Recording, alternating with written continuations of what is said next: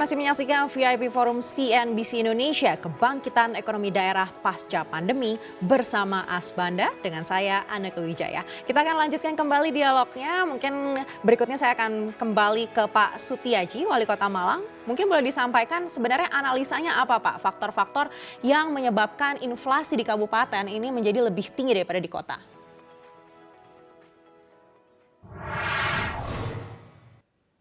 Mohon maaf Pak Sutiaji, kami belum bisa mendengar suara Bapak. Ya, halo. Sudah, Mbak. Mbak Aneka sudah? Baik, silakan dilanjutkan Pak. Ya, bukan inflasi, Mbak. Jadi karena pandemi kemarin tuh kontraksi ekonomi, ya minnya itu lebih dalam di kabupaten ketimbang di kota. Artinya sesungguhnya di kota ini sangat-sangat optimis kita lebih cepat recovery ekonominya lebih cepat menguat, ya, pertumbuhan ekonomi kita lebih cepat bagus ketimbang di daerah-daerah yang lain.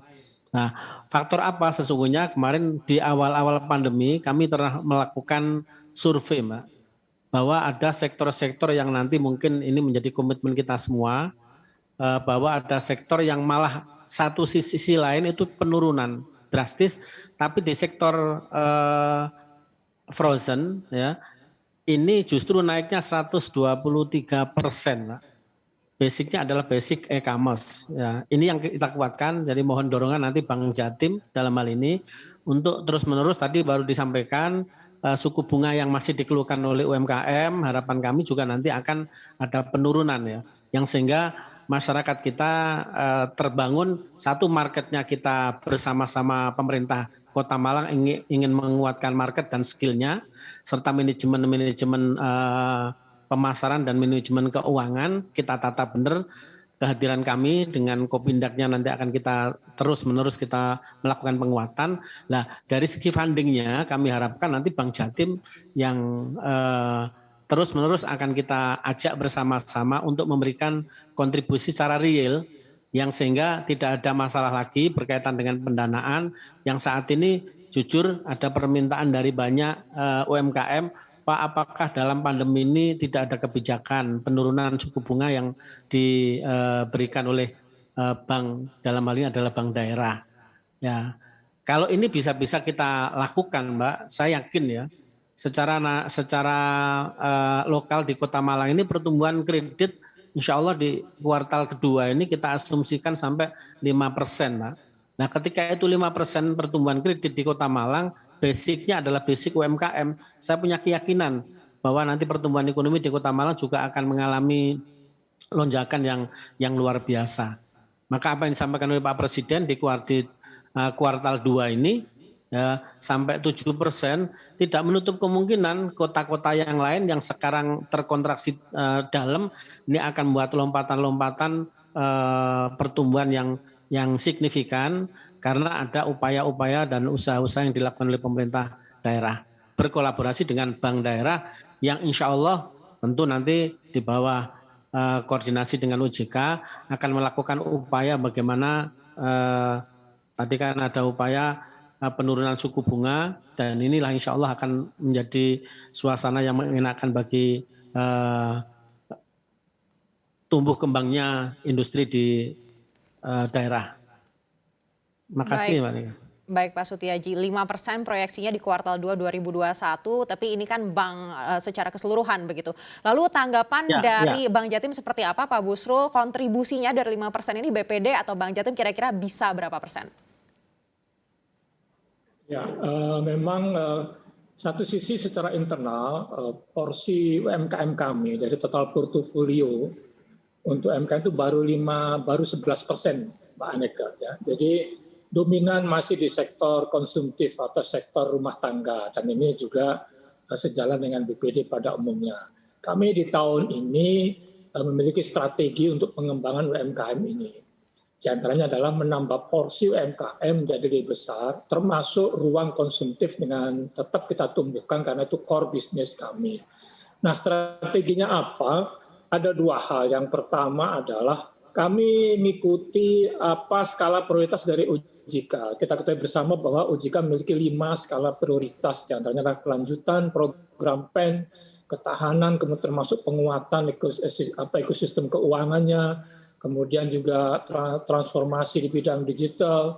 Ini kami sejalan dengan itu. Yang kedua, strategi kami adalah kami harus inline dengan program dari daerah, dari provinsi maupun dari pemerintah daerah, kota atau kabupaten.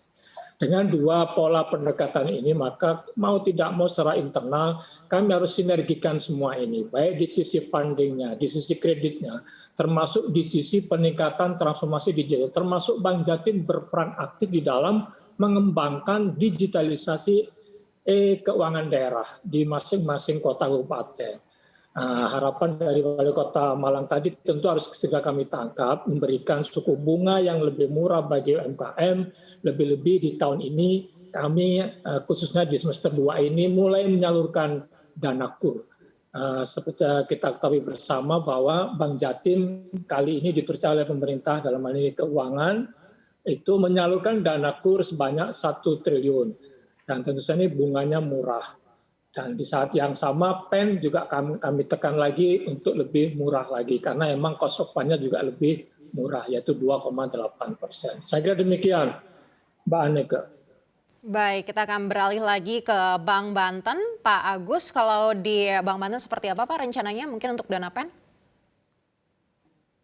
Ya, kami sendiri sebetulnya belum mendapatkan dana PEN itu sendiri ya sampai saat ini. Namun demikian ada pemikiran dari teman-teman di pemerintah daerah ini kalau memang masih ada kesempatan untuk bisa kami ajukan kembali, kami akan coba ajukan. Namun demikian kami sebetulnya punya strategi lain untuk pemberdayaan ekonomi pasca pandemi ini atau masih dalam situasi pandemi ini.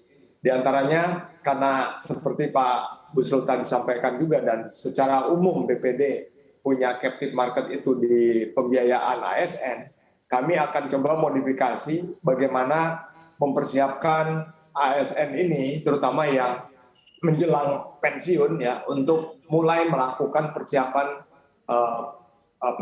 masa pensiunnya dengan melakukan kegiatan usaha secara produktif. Nah, langkah-langkah ini sedang kami siapkan programnya sampai nanti dari mulai pendampingan dan kemudian juga bagaimana memfasilitasi para prapensiun tersebut untuk bisa menjadi pengusaha baru yang nantinya bisa membantu pergerakan ekonomi di masing-masing tempatnya. Nah, ini upaya ini yang terus kami coba kembangkan, Mbak Anneke, untuk di wilayah Banten ini. Ya, demikian. Baik, apakah ada rencana juga untuk mengajukan dana PEN? Kami memang ada rencana untuk mengajukan itu, namun nanti kami lakukan koordinasi dulu dengan Kementerian Keuangan dan pihak terkait agar betul-betul dana PEN ini bisa menjadi pendorong ya untuk bisa kebangkitan ekonomi di wilayah Banten ini. Baik, kita akan beralih lagi ke Pak Sutiaji, Wali Kota Malang. Pak Sutiaji, sesuai juga yang disampaikan oleh Presiden Joko Widodo, ini terkait dengan anggaran yang katanya mencapai 182 triliun rupiah per Maret 2021. Sebenarnya apa sih yang menjadi tantangan juga bagi pemerintah daerah untuk mempercepat realisasi anggaran ini? Saya kira itu bergantung pada kepala daerah atau daerah masing-masing, Mbak. Saya tidak mau menjustifikasi bahwa dengan keterlambatan SIPD yang sesungguhnya ini sangat menghambat, tapi dari kami insya Allah tidak lakukan itu karena serapan anggaran di kami sudah masuk pada 21%, Mbak, di kuartal 1. Nah, ini sebenarnya target kita kemarin hanya 15%, tapi sekarang udah 21%, itu artinya berarti ada lompatan-lompatan yang memang kami dorong terus-menerus untuk dilakukan itu. Nah, berseiring dengan itu saya kira di daerah seperti bantuan-bantuan sosial yang dianggarkan bukan dari APBN, dari APBD, ini serga kami gulirkan. Dan kadang-kadang ini juga gini Mbak, kalau di daerah itu ada yang masih ongoing kegiatannya, yang nunggu pelaporan dan seterusnya, tapi ini masih tetap jalan. Nah, disinilah yang mungkin dari pemerintah daerah yang kadang-kadang ini tidak dilakukan percepatan untuk peng-SPJ-nya, sehingga kegiatan sudah jalan, tapi pembayarannya ini belum dilakukan. Jadi masih didanai oleh pihak pendana dalam hal ini atau pihak ketiga yang sehingga seakan-akan ini masih menumpuk, tapi memang ini di kas daerahnya masih menumpuk, tapi prosesnya ini sudah bisa berlangsung dengan baik. Kita lihat dari serapan sekarang 21%, tapi yang di ongoingnya melebihi, kadang-kadang demikian. Ini kadang-kadang yang memang perilaku dari teman-teman ini Bank Jatim kadang-kadang kalau sampai akhir tahun ngelemburnya sampai semalam tanggal 31 Desember ini penuh, pagi subuh masih terus lah. Kebiasaan inilah yang nanti ke depan jangan sampai itu terjadi, yang sehingga harapannya proses uang yang ada di daerah ini bisa tetap terserap, dan ketika pihak ketiga ini sudah ngajukan cepat ada respon dari OPD untuk melakukan percepatan. Kalau di Kota Malang saat ini Mbak sudah 21% dari target yang 15%. Demikian Mbak. Baik, 21% di kuartal pertama, lalu apakah sudah ada proyeksi di kuartal kedua nanti akan berapa angkanya? Kami targetkan sebetulnya teman-teman itu di kuartal 4 Mbak yang tinggi. Tapi besok hari Jumat ini kami akan lakukan evaluasi serapan Mbak. Jadi sesuai dengan target kemarin di kuartal 2 ini ditargetkan di angka 35%. Tapi kami akan lakukan percepatan ya. Di kuartal 2 kami akan lakukan hampir mungkin 50% sebelum PAK. Harapan kami ini nanti tidak terjadi tahun-tahun seperti tahun-tahun yang lalu. Karena apa? Saat ini yang infrastruktur itu rupa-rupanya sudah mulai berjalan ya. Sudah banyak infrastruktur sudah mulai dikerjakan, pemenang tendernya sudah ada. Nah, ini nanti akan jalan. Insya Allah itu yang dilakukan. Terus kami harapkan memang di pendanaan yang berbasicnya adalah ekonomi kreatif yang di kami ini terus nanti akan kita kuatkan, Mbak. Yang sehingga harapannya yang 35% nanti akan bisa menjadi 50% di kuartal kedua. Sehingga di yang terakhir di kuartal keempat ini sudah tinggal penguatan yang insya Allah lampauan capaiannya kita akan semakin kita kuatkan.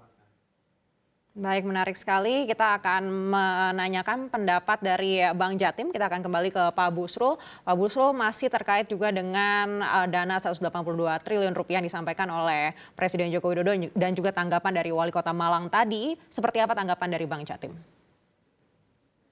Ya, baik, terkait dengan strategi pendanaan yang cukup banyak ya.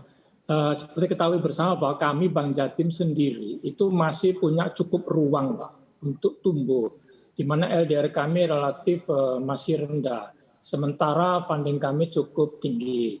Seperti yang kami sampaikan tadi bahwa kami harus inline dengan apa skala priority dari OJK, apa juga skala prioritas dari daerah, baik provinsi maupun kota kabupaten. Untuk itu maka yang pertama kami tentu meneruskan program PEN ini. Seperti tahun lalu kami sudah tumbuh dengan leverage 202%. Dan sampai dengan akhir April untuk PEN kami itu sudah mencapai lebih kurang 1 triliun ya, dengan leverage 1,2 kali.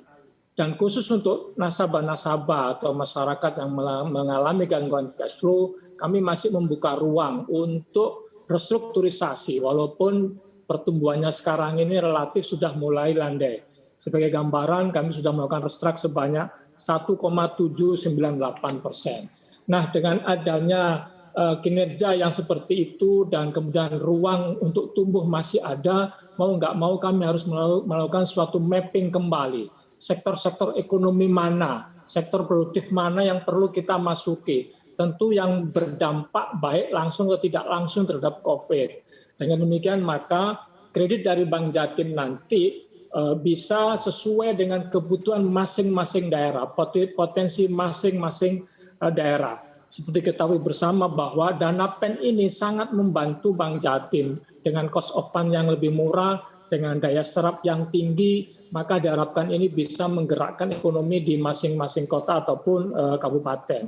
Yang kedua, memang portofolio Bank Jatim lebih banyak pada konsumtif atau rumah tangga, tapi ini sesungguhnya menciptakan demand, menciptakan daya beli yang lebih baik. Walaupun strategi kami di tahun ini selain di konsumtif juga di sektor real. Dengan demikian maka pendanaan yang cukup besar atau ruang untuk ekspansi yang cukup besar itu kami jalankan sejalan dengan transformasi BPD pada umumnya, termasuk Baik. BPD Bank Jatim. Demikian Mbak Aneka. Baik Pak Busrul, saya berikutnya akan menanyakan tanggapan dari Pak Agus masih terkait dengan dana 182 triliun rupiah yang disebut oleh Presiden Joko Widodo dan juga tanggapan seperti yang disampaikan oleh Pak Busrul tadi. Silakan Pak Agus. Ya, Provinsi Banten itu salah satu provinsi yang punya kepadatan penduduknya yang cukup besar juga di Indonesia. Ya, kemudian juga di samping itu dari sisi APBD-nya juga adalah merupakan top 5 di Indonesia. Artinya potensi yang perlu dikembangkan di Banten ini ya itu harus bisa benar-benar memberikan dampak kepada masyarakat yang memang saat ini memiliki dampak ya terhadap pandemi ini, dan di program yang kami tadi sampaikan kami tetap bersama-sama pemerintah daerah untuk mendorong ya kegiatan usaha yang sesuai dengan target yang dicanangkan oleh pemegang saham kepada kami sebagai Bank Pembangunan Daerah, namun juga kami bersinergi dengan pemerintah daerah untuk membangun sebuah program yang nyata ya untuk pembangkitan ekonomi ini. Di antaranya yang tadi saya sampaikan, bagaimana expertise captive market kita di ASN dan pensiunan ini kita coba rumuskan bagaimana caranya agar bisa mereka yang akan melakukan pembiayaan ini bukan cuma konsumtif saja, tapi kita lakukan pendampingan ya, pendampingan usaha agar usaha yang nantinya dilakukan oleh mereka yang tadinya background-nya adalah ASN itu bisa menjadi berhasil untuk mendorong ekonomi keluarganya. Sehingga dengan demikian memang kami juga berharap segera Bank Banten ini dapat juga bersama-sama dengan teman-teman di BPD lainnya untuk bisa berperan serta dalam pemulihan ekonomi nasional ini di saat pandemi seperti ini. Mungkin itu Mbak. Masih. Baik, pendampingan ini artinya bentuknya seperti konsultasi seperti itu ya Pak? Ya, jadi ada persiapan dalam perencanaan, ya tahap pertama perencanaan, kemudian juga nanti pendampingan dalam hal pencatatan, pembukuan, gitu kan, kemudian juga pendampingan dalam hal bagaimana melakukan pemasarannya.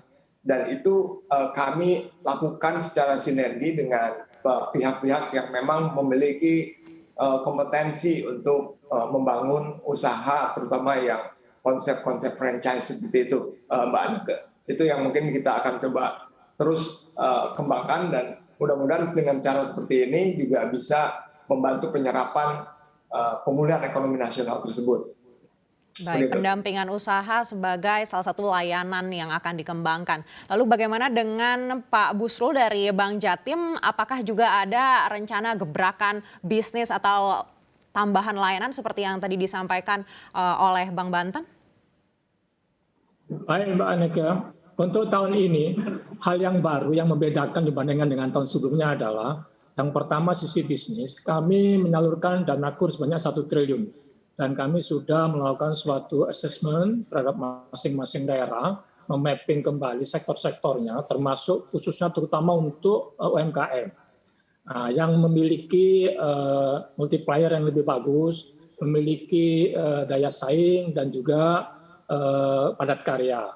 Yang kedua, hal yang baru adalah pada tahun ini juga kami harus mengupgrade core banking system kami. Sehingga dengan core banking system yang memiliki kapasitas yang lebih bagus, kecepatan yang lebih baik, dan lebih mudah, lebih secure, ini tentu bisa memberikan layanan yang lebih baik pada para nasabah, khususnya masyarakat Jawa Timur, dan diharapkan hal-hal kekurangan-kekurangan yang sebelum-sebelumnya itu bisa teratasi, termasuk yang disampaikan oleh Bapak Wali Kota tadi, bahwa akhir tahun, akhir bulan lembur, itu memang kapasitas kami yang sudah cukup terpakai selama ini cukup tinggi. Insya Allah di semester 2 ini kami sudah upgrade itu sehingga ini memberikan layanan lebih bagus kepada para nasabah. Dan yang terakhir tentu kami harus optimalkan digitalisasi di berbagai produk ataupun juga di proses bisnisnya. Demikian Pak Anek ya. Baik Pak Busrul, berikutnya kita ke Pak Sutiaji. Kalau di Malang sendiri seperti apa transformasi yang juga mungkin sudah disiapkan untuk membantu pemulihan ekonomi di Kota Malang dan juga mungkin apa harapan dari BPD untuk bisa meningkatkan layanannya agar lebih mudah berkoordinasi juga membangun ekonomi? Terima kasih saya memang selalu ini Pak. Apa yang menjadi kesulitan kami ya dan kesulitan Bank Jatim ini langsung kita pecahkan bersama-sama. Harapan kami terus mendorong penetrasi ya, penetrasi kredit di sektor ekonomi mikro saya kira Pak Busrul. Jadi ekonomi mikro kita, ekonomi kreatif kita ini luar biasa potensinya di Kota Malang ini. Jadi kemarin saya bertemu dengan anak-anak muda ini yang rata-rata memang ini sekarang lagi kami susun bersama-sama membuat PT ya. Karena selama ini teman-teman game itu hanya membuat ya dijual secara eceran karena dia tidak punya PT, ini kami himpun. Ada yang dijual sampai 1M dan seterusnya. Nah, dia memang butuh modal, Pak. Ya. Insya Allah ini nanti kami perlu penetrasi berkaitan dengan ekonomi digital, ekonomi mikro atau ekonomi kreatif ya. Utamanya adalah game dan aplikasi, ini yang sudah menjadi komitmen kami untuk kita kembangkan. Ini terus kami mendapatkan dorongan dari Bank Jatim. Yang kedua, saya kira di akselerasi digitalisasi kami sudah lakukan terus-menerus, Mbak. Jadi retribusi kami sudah pakai kris ya, di parkir sudah pakai, pembayaran PBB pun juga sudah melalui beberapa ini ya retail modern, dan itu juga hasil kerjasama kami dengan Bank Jatim. Percepatan digitalisasi di pasar-pasar, ada 6 pasar di kami yang sudah pakai pembayaran, sudah pakai non tunai, dan ini saya kira terus-menerus kita gulirkan karena sebagaimana kita ketahui bersama, saat ini sebenarnya krisisnya itu kan karena antara demand dengan produsen yang tidak bisa ketemu. Nah, jalannya ya harus dengan pakai digitalisasi. Ini sudah dilakukan oleh Bank Jatim dengan kami. Jadi retribusi pasar 26 pasar sekarang sudah tidak pakai tunai, Mbak, sudah non tunai semuanya. Di parkir juga tadi yang sudah saya sampaikan, pembayaran kredit dan seterusnya sudah dilakukan secara digitalisasi. Nanti akan semakin kita kuatkan. Baik. Terlebih Insya Allah akan menjadi kota kreatif, ini sudah menjadi kota kreatif Indonesia, basicnya tadi aplikasi dan game, ini semakin hari semakin kita kuatkan, dan inilah yang perlu mendapatkan support supaya percepatan pemulihan ekonomi di Kota Malang segera bisa tumbuh kembang dengan baik. Baik.